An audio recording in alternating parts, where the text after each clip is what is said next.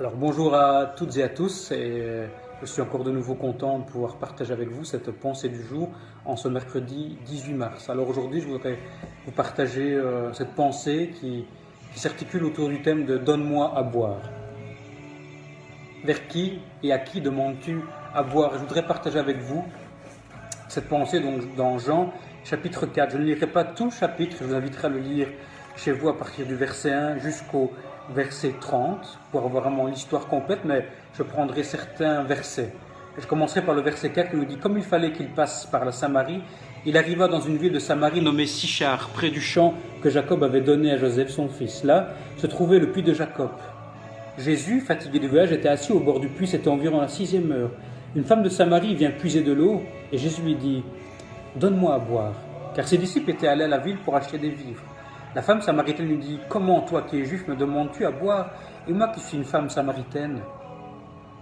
Les Juifs, en effet, n'ont pas de relation avec les Samaritains.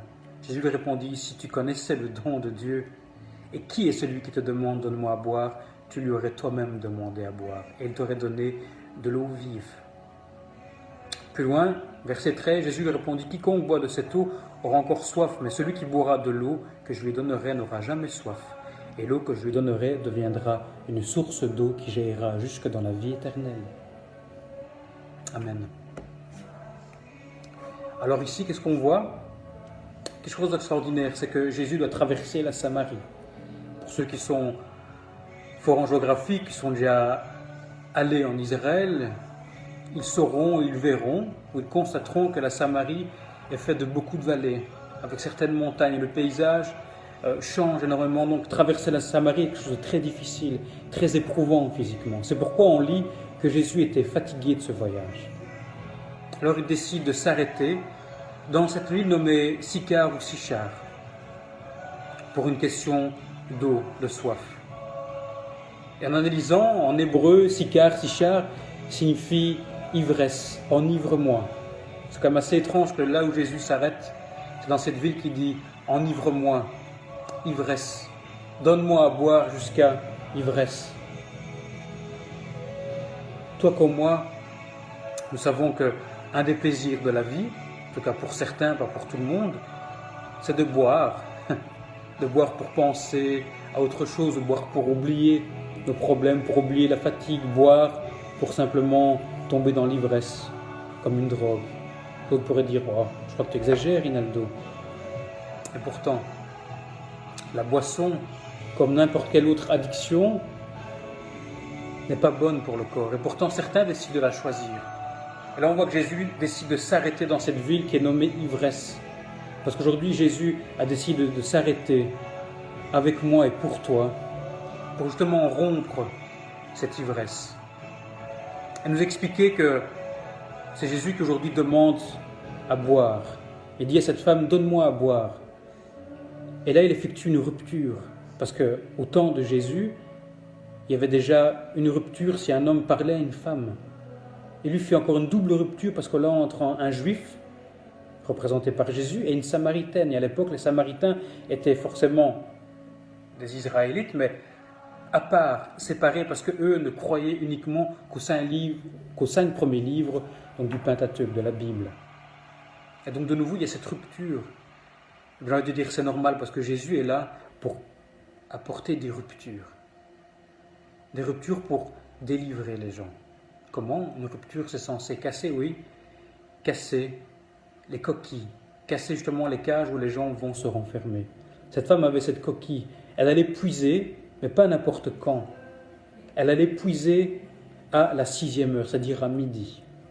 À midi, c'est le zénith pour le soleil, c'est la position la plus haute.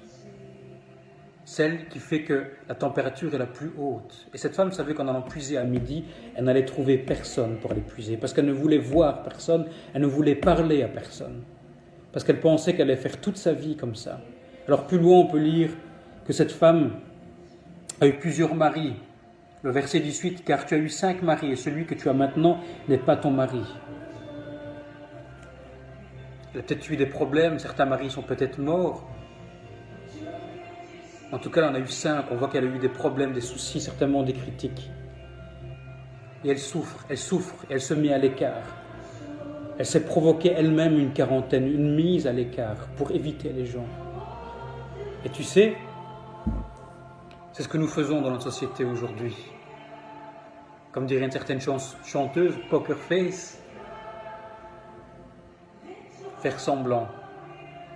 Tu as beau faire semblant là où tu es, chez toi, au travail, à l'école, ou même à l'église. Tu ne pourras jamais faire semblant devant Jésus-Christ. Devant Dieu, tu ne peux qu'être toi-même.